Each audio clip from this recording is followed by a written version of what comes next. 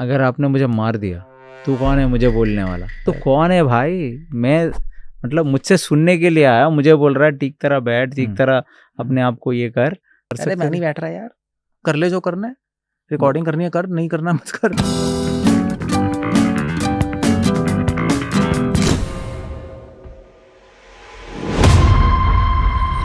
A soul is not a doer. Nature is a doer. Prabhupada ने इसको प्रकृति, पुरुष और चेतना ये नाम रखा है। प्रकृति मतलब शरीर, पुरुष भगवान और चेतना हो गया आत्मा।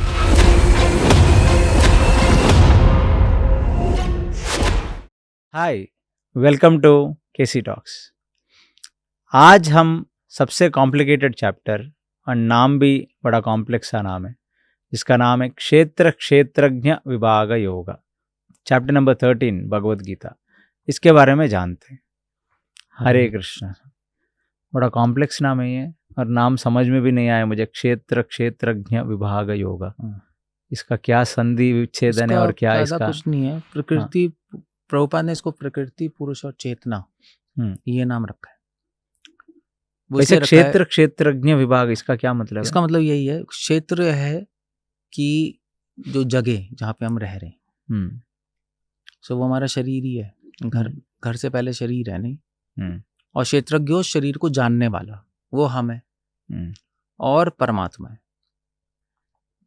और इसको विभाग, क्षेत्र क्षेत्रज्ञ विभाग मतलब है कि ये 3 सेक्शंस हैं, बॉडी, सोल और सुपर सोल। क्षेत्र है शरीर, क्षेत्रज्ञ है आत्मा और परमात्मा, दोनों है। आत्मा भी जानते हैं शरीर को, परमात्मा भी जानते हैं। ओके। सो ये 3 सेक्शंस हैं, विभाग। इन तीनों सेक्शन को जो समझता है योग, वो भगवान से जुड़ सकता है। सिंपल कर दिया आपने वापस। बस प्रभुपाद जी इसके इसलिए प्रभुपाद लिख रहे हैं इसको 3 सेक्शन में कर रहे हैं। प्रकृति, पुरुष और चेतना। प्रकृति मतलब शरीर, पुरुष मतलब हो गया भगवान, और चेतना हो गया आत्मा। कॉन्शियस नहीं है क्या चेतना? कॉन्शियस कह सकते हो आप, या तो आप इसको कह सकते हो प्रकृति मतलब शरीर, पुरुष मतलब आत्मा को भी पुरुष कहते हैं, परमात्मा को भी पुरुष कहते हैं, परमात्मा को परम पुरुष कहते हैं। और जब आप तीनों चीजों को समझ लोगे तो आपकी चेतना उन भगवान से जुड़ जाएगी। प्रकृति, पुरुष, चेतना हो गया। ऐसे नाम इन्होंने दिया, अपने मन बनाए नाम है ये, या आपके आचार्यों ने, किन्होंने? भक्ति विनोद ठाकुर ने ऐसे किया। तो ये सब जो प्रभुपाद जी नाम दे रहे हैं, ये गौड़ीय वैष्णव आचार्यों ने ही ऐसे नाम लिखा है। विभाजन जो है ये गौड़ीय वैष्णव आचार्यों में भक्ति विनोद ठाकुर जी ने इसका विभाजन किया।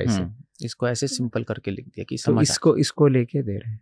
हाँ, मेरी एक ऐसे प्रश्न है कि जो प्रभुपाद जी ये जो कमेंट्री लिख रहे हैं, ये इनका कमेंट्री है या इनके पूर्व आचार्यों का कमेंट्री को बेसिस करके लिख रहे हैं? प्रभुपाद सारे पूर्व आचार्य, बलदेव विद्याभूषण, विश्वनाथ चक्रवर्ती ठाकुर, मेन बेस वो एंड कमेंट्री। इसको भक्ति विनोद ठाकुर की कमेंट्री। भक्ति विनोद ठाकुर ने कमेंट्री की है क्या? भक्ति विनोद ठाकुर ने रसिक रंजन कमेंट्री लिखी है भगवद गीता पे। वो अवेलेबल है? अवेलेबल है। इस्कॉन ने पब्लिश किया उसको? इस्कॉन में आई थिंक इस्कॉन ने नहीं किया, मगर इंग्लिश ट्रांसलेशंस मिलेंगी। और ये भगवद गीता जब इन्होंने लिखा तो इसको डेडिकेट बलदेव विद्याभूषण को किया ना? हाँ। ऐसे क्यों? ऐसे इसलिए क्योंकि विश्वनाथ चक्रवर्ती ठाकुर ने जो कमेंट्रीज लिखी हैं उसमें विश्वनाथ ठाकुर ने तत्व विचार और रस विचार भी लिखा है। बलदेव विद्याभूषण जी ने विश्वनाथ ठाकुर की कमेंट्रीज पे ही टिप्पणी करके उसको एक्सपैंड करके सिंपल करके लिखा है। इसलिए बलदेव विद्याभूषण में डेडिकेट किया क्योंकि उनकी कमेंट्रीज सिंपल और एक्सप्लेनेबल है, और उसके अकॉर्डिंग प्रभुपाद ने लिखी है। उसके ऊपर इन्होंने और ज़्यादा एक्सट्रापोलेशन किया। और वैसे भी प्रभुपाद ने ये बुक गीता बलदेव विद्याभूषण जी के गोविंद भाष्य को डेडिकेट किए। समर्पण वेदांत दर्शन पर अति अद्भुत गोविंद भाष्य के प्रणेता श्री बलदेव विद्याभूषण, क्योंकि बलदेव विद्याभूषण जी ने वेदांत सूत्र पे भी कमेंट्री लिखी है, गीता पे भी कमेंट्री लिखी है, उपनिषदों पे भी कमेंट्री लिखी है।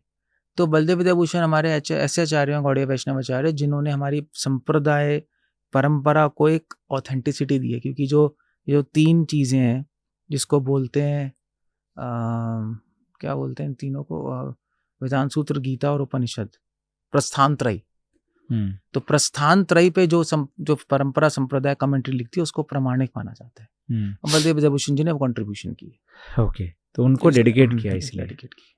तो एक कॉम्प्लेक्स चैप्टर है, बताया आपने इसको। हाँ, ये कॉम्प्लेक्स है क्योंकि पहली बात तो नाम ही ऐसा लग रहा है, हम्म, मगर कॉम्प्लेक्स इसलिए है क्योंकि इसमें 2-3 चीजें हैं। एक तो चलो क्लियर है, ये क्षेत्र शरीर है, जानने वाला आत्मा परमात्मा। मगर भगवान ने इसमें एक बहुत अजीब सी बात कही है कि शरीर आत्मा कुछ नहीं कर, आत्मा नहीं करती, प्रकृति करती है सब कुछ। अब ये बहुत कॉन्ट्राडिक्टरी चीज हो जाएगी, क्योंकि आत्मा अगर कुछ नहीं करती तो आत्मा, शरीर तो मरा हुआ है, शरीर की वजह से तो आत्मा कैसे, तो शरीर जिंदा है, आत्मा निकल जाएगी, शरीर कुछ नहीं कर पाएगा। भगवान ने बात उल्टी कह दी कि आत्मा कुछ नहीं करने वाली है, करता सब कुछ शरीर और प्रकृति है। तो लोग इस पे झगड़ते हैं, लोग इस पे आर्ग्यू करते हैं, और बहुत सारी चीजें इसके ऊपर डिबेट्स होती हैं। मगर श्रील प्रभुपाद ने इसको बहुत अच्छी तरह यहाँ पे एक्सप्लेन कर दिया कि इसका मतलब क्या है। आत्मा कुछ नहीं करती, soul is not a doer, nature is a doer. प्रकृति क्रियामानानि गुणैः कर्माणि सर्वशः, बहुत फेमस श्लोक है इसके अंदर है। आई थिंक कौन सा श्लोक है, प्रकृति क्रियामानानि गुणैः कर्माणि सर्वशः, I am just forgetting, but भूल रहा हूं मैं।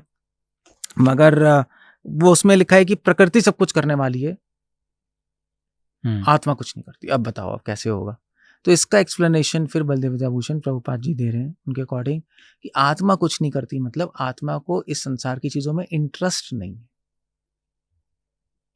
और आत्मा जो भी करती है वो मन में जो स्टोर्ड विचार हैं उसको देख के करने पे विवश हो जाती है, अपने में नहीं चाहती करना, इसलिए आत्मा को नॉन डूअर कहते हैं। ये तो कॉम्प्लेक्स है। हाँ, मैं तभी तो कह रहा था बहुत कॉम्प्लेक्स है। मैं तभी कह रहा था कॉम्प्लेक्स है ना। जैसे मैं इजी कर देता हूँ, जैसे भी आप हो और सपोज आप कैसी टॉक्स कर रहे हो हैं, मैं भी हूँ। अब आपने मुझे लेक्चर से पहले बोला, रिकॉर्डिंग होने से पहले, प्रभु जी जरा सीधे बैठा करो, है ना और थोड़ा तिलक भी सही से लगा लिया करो। मगर मेरे को ज़्यादा इंटरेस्ट नहीं है सीधे सीधे बैठने में, तिलक लगाने में। ठीक है, सीधे बैठे हैं, वो बैठे हैं, हमें क्या लेना देना आपको। आपने प्रभु जी रिकॉर्डिंग हो रही है, दुनिया देख रही है, जरा सीधे सीधे बैठो। नहीं तो अब ये मैं जो सीधा बैठा हूँ, ये मैं कर रहा हूँ या आप कर रहे हो? आप ही कर रहे हो, मगर आपके इन्फ्लुएंस में कर रहा हूँ, खरा मेरा हूँ। हाँ, मुझे इंटरेस्ट नहीं है इसमें, अपने में।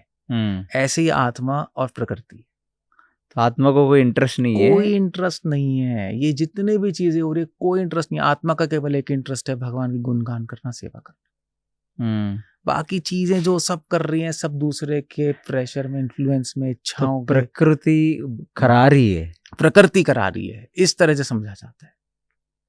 ये प्रकृति है क्या चीज? प्रकृति है हमारा शरीर और ये संसार, इस सबको मिला के प्रकृति कहते हैं। प्रकृति, कृति मतलब एक होता है कार्य, एक होता है कृति। ये भी बहुत अच्छा इंटरेस्टिंग क्वेश्चन है। कार्य मतलब काम करना, कृति मतलब उस काम से जो फाइनल प्रोडक्ट आए। जैसे पॉटर है, पॉटर की पॉटरी कृति है, सॉरी कार्य, मगर पॉटरी से जो पॉट बना है वो कृति है। और प्रकृति, प्रकृष्टेना कृति, तो भगवान की कृति क्या है? संसार और ये शरीर नहीं है। भगवान की स्पेशल क्रिएशन, इतना कॉम्प्लेक्स शरीर, इतना कॉम्प्लेक्स मटेरियल वर्ल्ड, ये कृति, ये प्रकृति है। हमारी कृति होती है, भगवान की प्रकृति होती है। प्रकृष्ट ऐसी कृति है जो आप रिप्लिकेट नहीं कर सकते, इसलिए प्रकृति, ये प्रकृति है। तो इसमें मन कहाँ है? प्रकृति की भाग, प्रकृति के भाग है। शरीर और मन दोनों, शरीर मन बुद्धि, सब, बुद्धि भी, अहंकार, सब, मन बुद्धि अहंकार शरीर सब प्रकृति के, सब प्रकृति। तो ये प्रकृति आत्मा से करा रही है। हाँ, करा रही है। जैसे मैं आपको सीधा बैठने में मजबूर कर रहा हूँ, बट आपको कोई इंटरेस्ट नहीं है, कैसे भी बैठो यार, संदेश तो दे रहा हूँ। हाँ, वही। बट मैं बोल रहा हूँ नहीं आप सीधा बैठो, सीधी माइक के सामने बात करो बस। बट ये तो प्रकृति जो करा रही है वो अच्छे के लिए करा रही है, बुरे के लिए करा रही है? वो आप पे निर्भर है। वो जैसे मान लीजिए कुत्ता है, कुत्ते की आत्मा को कोई इंटरेस्ट नहीं है भौं भौं करना, मगर Seriously? प्रकृति ने उसको शरीर ऐसा दे दिया कि उसको भौं भौं करना पड़ेगा, ओह, बोल नहीं सकता, उसको कर पड़ेगा ही पड़ेगा भौं भौं करना। सो फोर्स्ड है वो आत्मा करने को। तो स्वामी जी, अगर मेरी प्रकृति मुझे फोर्स कर रही है तो मुझे पाप लगना ही नहीं चाहिए। हाँ, ये बात है। आपको पाप इसलिए लगेगा, जैसे आपने मुझे कहा सीधा बैठो, है ना, मेरा मन तो नहीं है, फिर यूं बैठा हूँ, तो अब भाई अब आपके फोर्स में कर रहा हूँ, मगर मैं डिनाई भी कर सकता था, कर अरे मैं नहीं बैठ रहा यार, कर ले जो करना है, रिकॉर्डिंग करनी है कर, नहीं करना मत कर। डिनाई, मगर मैंने डिनाई नहीं किया, मैंने आपकी बात मान ली अपनी स्वतंत्र इच्छा से। सो क्योंकि मैंने आपकी बात मान ली, डिनाई भी कर सकता मगर मान ली, मैंने फ्री विल यूज अपने आप की स्वतंत्र इच्छा, इसलिए मैं रिस्पॉन्सिबल हूँ इसके लिए। अगर आपने मुझे मार दिया, तू कौन है मुझे बोलने वाला, तो आपको पाप लगेगा? तो पाप लगेगा, क्यों? वो भी स्वतंत्र इच्छा से आपने मारा, तो पाप अरे लग तो जाएगा। कौन है भाई? मैं मतलब मुझसे सुनने के लिए आया, मुझे बोल रहा है ठीक तरह बैठ, ठीक तरह अपने आप को ये कर, तो वो स्वतंत्र इच्छा से मारा, तो पाप क्यों है वो? पाप इसलिए क्योंकि मैंने किसी को पीड़ा दी। मुझे भी अपने औकात में रहना था, मुझे भी आपको ठीक नहीं करना हाँ, तो था। फिर तो रीजन डिपेंड करता है। अगर आप मुझे ठीक कर रहे हो किसी अच्छे पर्पस के लिए, पर्पस डिफाइन करता है, पाप लगेगा पुण्य लगेगा। नहीं, मैं ये क्वेश्चन ये इसलिए पूछ रहा हूँ कि कल एक रेपिस्ट है, वो बोलेगा मेरी प्रकृति है, शरीर चाह रही है, इसलिए मैंने कर दी। मगर उसके पास भगवान ने एक गिफ्ट दिया है, रोकने का। वो क्या है इसमें? क्या इस पूरे क्षेत्रज्ञ में वो क्या चीज है जो उसके पास फ्री विल कहाँ आ रही है इसमें? चेतना, प्रकृति, पुरुष और चेतना। तो चेतना उसकी फ्री विल है? हाँ, चेतना फ्री विल है, कॉन्शियसनेस, कृष्णा कॉन्शियसनेस, उसकी फ्री विल, उसकी इंटेंट, उसका संकल्प, जिससे वो डिसाइड करेगा। तो चेतना उसके हाथ में है 100%? चेतना जीवात्मा के हाथ में होती है हमेशा, 100% होती है। पर वो परिपक्व दिशा में नहीं हो तो? हाँ, तो आदमी फिर खिंच के चला जाता है। अगर वीक हो जाए, चेतना कमजोर हो जाए, तो खिंच जाएगा। अब आप कहो कमजोर हो गया, खिंच गया, तो उसकी क्या गलती है? उसकी गलती है कि उसने कमजोर करा है पिछले जन्मों में, कुछ खराब काम करते करते करते करते कमजोर हो गया। जैसे हैबिट होती है, ड्रग एडिक्टर है, अब मान लीजिए वो ड्रग पी रहा है, आप कहो तूने क्यों पी? यार मैं कंट्रोल ही नहीं कर पाया, मैं क्या करूं, मैं ड्रग पी ली मैंने, मगर पुलिस पकड़ लेगी, साले तूने तो हैबिट भी तो तूने ही बनाई है। तो प्रकृति हमेशा हमें डोमिनेट करेगी।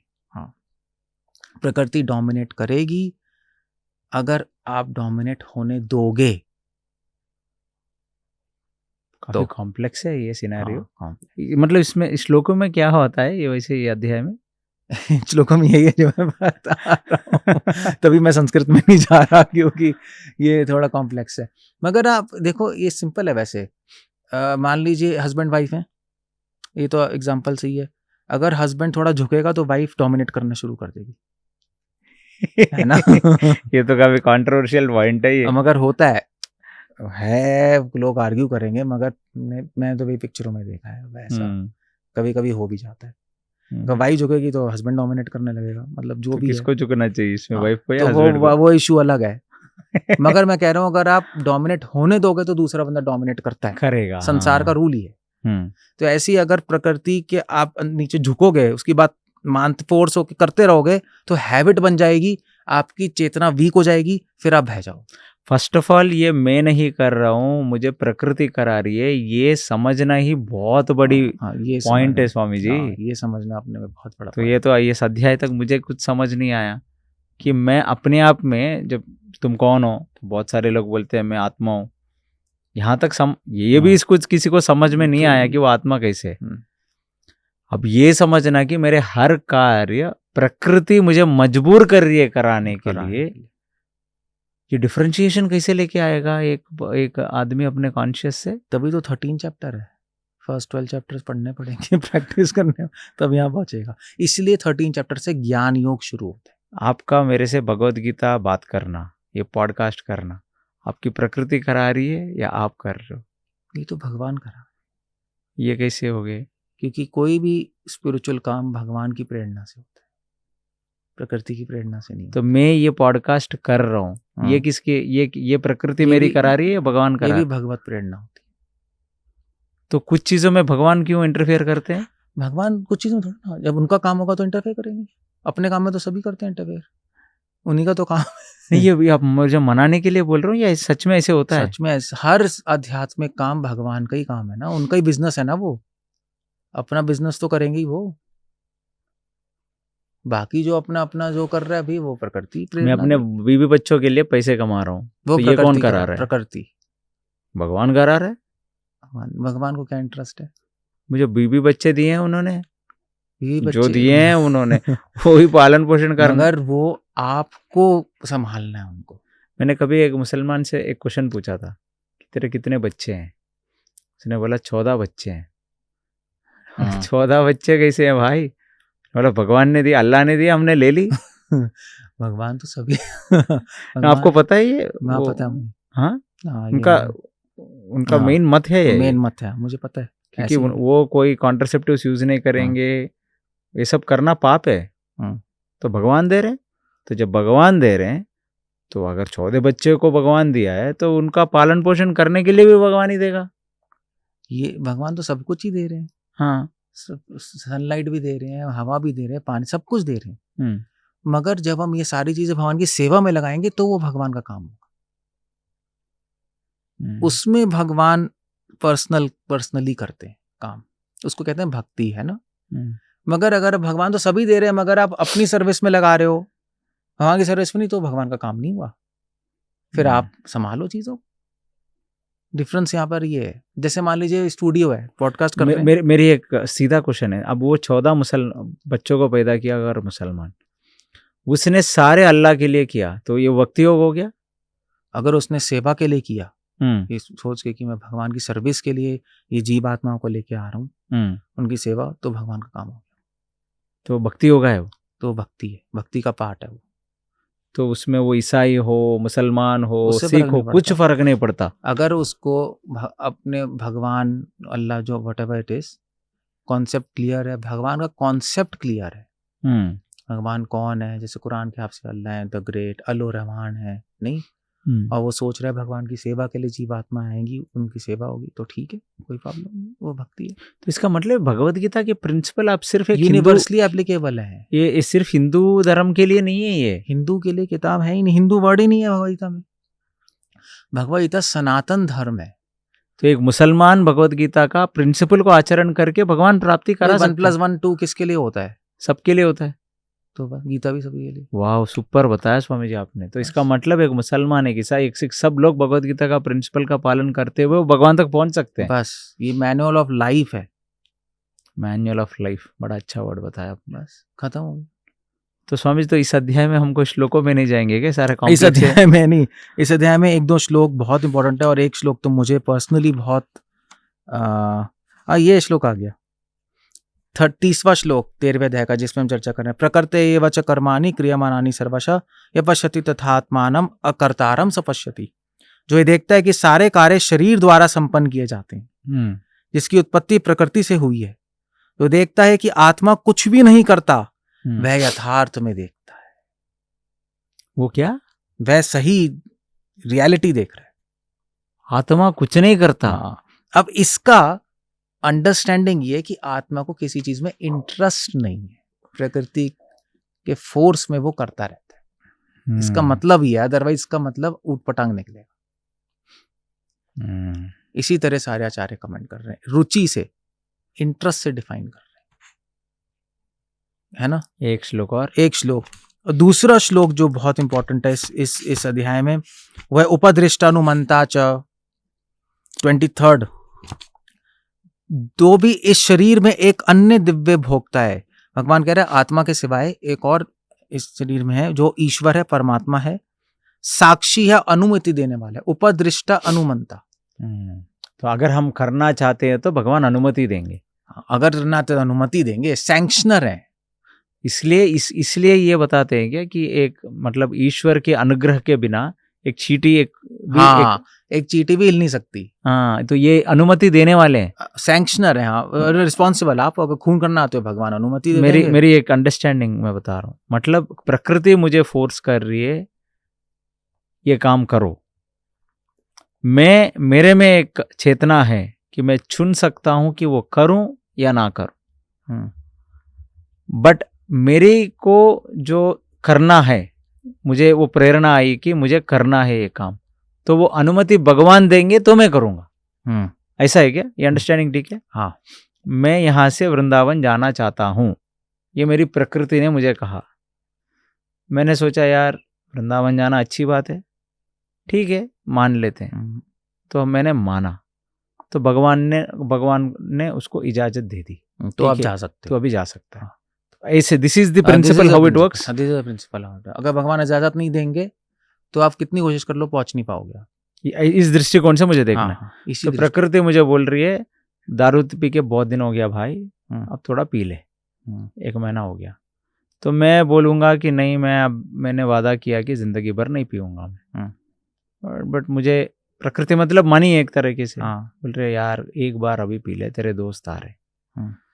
तो मतलब मेरे पास वो डिस्क्रिशन है कि मैं रोक सकता हूँ, या तो मैं अपने मन के बल से, मतलब मेरी आत्मा के बल से, एक्चुअली चेतना के बल से मैं यदि दारू पीना रोक सकता हूँ, या तो मैं प्रकृति के शरण में जाके दारू पी सकता हूँ। ये दोनों चीज अगर मैंने मन में सोच ली तो भगवान बोलेंगे ठीक है, ग्रांट करेंगे तो मैं कर पाऊंगा। तो भगवान किसको ग्रांट करेंगे, पीने को या ना पीने को? आप दोनों चीजें सोच रहे हो। अब तो बोल रहे हो कि दोनों को भी भगवान ही करेंगे। हाँ, तो दोनों को भगवान सैंक्शन कर देंगे, आप खुद तू चूज कर ले। तो जो भी चूज कर रहा है मैं ग्रांटर हूँ, साक्षी हूँ मैं। हाँ, देख रहा हूँ, जो चाहेगा मैं दे दूंगा। स्वामी जी, इस बोर्ड पर आके मुझे ये क्वेश्चन आता है कि एडम एंड ईव के लिए प्रकृति क्रिएट किया, थोड़ी मोमेंट में ईसाई की, बिकॉज हम सब लोग बचपन में या आदम ईव वो क्या एप्पल सैटान सब सुना है। उन्होंने एप्पल क्रिएट किया, उन्होंने बोला बस ये मत खाना, बाकी की सब कुछ खाना। बट एडम एंड ईव को लगा कि मुझे वो फल देखना ही है, मतलब सैटन ने बोला कि तुम वो खा के देख लो। तो यदि वो भगवान के मानकर ना भी खा सकते थे, बट सैटन का माना इन्होंने, तो वहां पे उनकी चेतना की मिस यूटिलाइजेशन हुई। मेरी क्वेश्चन ये है कि फर्स्ट ऑफ ऑल अगर भगवान हमारी हित चाहते हैं तो हमारी गंदे काम को ग्रांट क्यों कर रहे हैं? भगवान हमारे गंदे काम को इजाजत इसलिए दे रहे हैं कि इससे हम खुद सीखें कि गंदा अच्छा क्या है। जो स्पून फीडिंग जिन बच्चों को की जाती है वो हमेशा फेलियर होते लाइफ में। बट इसमें तो यहाँ फल तक ठीक है। अब झारखंड में एक लड़की की रेप हो गई, स्पेनिश लड़की की, 5 या 7 लोगों ने किया। तो प्रकृति ने उसको कहा कि तुम रेप करो। तो उसके पास तो डिस्क्रिप्शन है नहीं, उसकी तो चेतना बहुत ही लो क्लास थी। उसने सोचा कि रेप कर दूंगा मैं। भगवान ने ग्रांट कर दी, उसने रेप कर, उसको पाप लग गया। बट लड़की सफर कर रही है ना, लड़की जो, बट यहाँ पे भगवान अगर सबके हित हैं। नहीं, हम एक जन्म देख रहे हैं, हम करोड़ों जन्म नहीं देख रहे। भगवान जब इजाजत देते हैं तो पिछले जन्मों का भी देखते हैं, आपका संकल्प देखते हैं कितना स्ट्रांग है करने का। 5 फैक्टर होते हैं जो भगवान देखते हैं, तब इजाजत देते हैं। ऐसे थोड़े ना आप किसी गवर्नमेंट ऑफिस जाओ, आप बोलो यार मुझे घर बनाना है, इजाजत दे दो। गवर्नमेंट बहुत कुछ देखेगा कि लैंड, पहले तू और पेपर्स ला भैया, तेरी लैंड ऑथोराइज्ड है, तूने इलेक्ट्रिसिटी बिल भरा है पुराना फॉर एग्जांपल, यानी बैंक अकाउंट है नहीं, तब देंगे। 1000 चीजें देखेंगे। सो भगवान बहुत सारी चीज, 5 चीजें देखते हैं। भगवान देखते हैं कि पिछले जन्मों का तूने क्या किया है, हाँ, और तेरी डिजायर कितनी है स्ट्रांग करने की, अगर वीक है क्या है नहीं, और उस काल क्या है, समय क्या चल रहा है उस टाइम। बहुत सारे फैक्टर्स हैं। तो जो अगर किसी का कुछ होता है पिछले जन्मों में उसने किया है, जिसका रिएक्शन अभी आए, जो करना चाहता है जिसके साथ हो रहा है वो साथ में मिल जाएंगे और वो हो जाएंगे। बट कभी कभी ऐसे भी हमें लगता है कि हमें करने का मतलब हम करना नहीं चाहते हैं, बट हमें पता नहीं हो गया, हो रहे हैं। अथ के ना प्रयुक्तयम पापम चरति केशव। अर्जुन ही पूछ रहे यार मैं चाहता नहीं, बट फिर भी ऐसा लगता है कोई फोर्स कर रहा है मुझे करने को। हाँ, तो भगवान उसका आंसर दे रहे, काम ऐसा क्रोधेश, ये तुम्हारी इच्छाएं हैं जो तुमने पिछले जन्मों से हैबिट्स बना ली हैं, गंदी हैबिट्स बना ली हैं, जिससे तुम फोर्स हो रहे हो। इसका रिस्पॉन्सिबल कौन है? तुम हो। तुमने गंदी हैबिट्स क्यों बनाई? तुम रिस्पॉन्सिबल हो। तो इसका मतलब स्वामी जी, हम इस जन्म में अगर कुछ गंदे हैबिट्स बहुत ज्यादा इनकलकेट कर लिए तो अगले जन्म में ही हमारे साथ आएंगे। अगले जन्म में आप जब फोर्स हो गए, मान लीजिए अभी आपने अपने फ्रेंड्स के उसमें शराब पी ली, उस टाइम तो आप रोक सकते थे, आपने रोका नहीं, पीते गए, आदत बन गई थोड़ी, फिर एक्सीडेंट हो गया, मर गए। अगले जन्म में पैदा हो गए, जब बच्चे हो गए 5 साल के, तो कुछ नहीं होगा। थोड़े बड़े हो गए, जैसे ये शराब देखोगे आपका मन भागेगा वहां, ये पिछले जन्मों की हैबिट बन चुकी है। आप कहोगे यार मेरा मन क्यों भाग रहा है, रोक ही नहीं पा रहा। ऐसी बीमारियां हो जाती हैं। इससे आपने देखा है तो एक बीमारी होती है क्लेप्टोमेनिया, सुना है?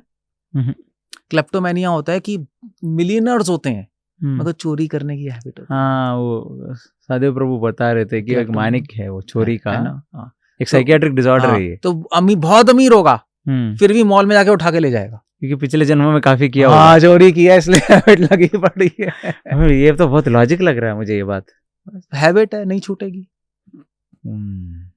लस्ट पे ऐसे बच्चों को एज भी नहीं होता, छोटे बच्चों को आ जाती है आजकल तो बिल्कुल 2-2, 3-3 साल के बच्चों को आ रहा है।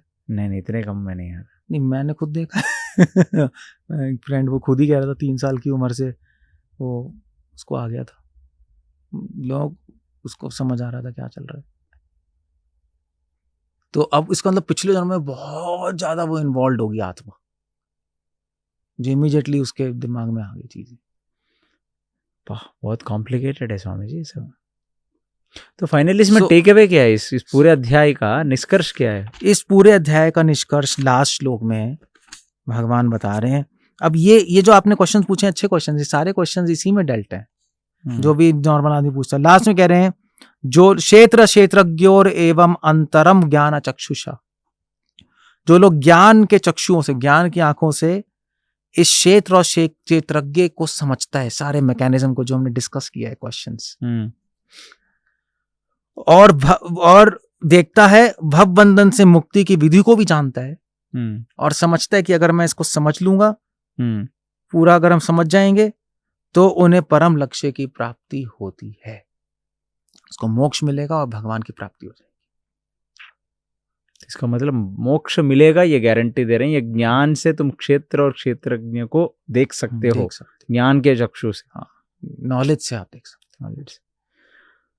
वंडरफुल स्वामी जी, बहुत यूनिक लगा मुझे ये एपिसोड, और बहुत, बट इसके ऊपर हमें और ज्यादा डीप जाना है। ये बड़े इंटरेस्टिंग क्वेश्चंस है नहीं, ये सारे इसी चैप्टर में सारे क्वेश्चंस उठ के आते हैं। Very nice, thank you so much for beautiful insight.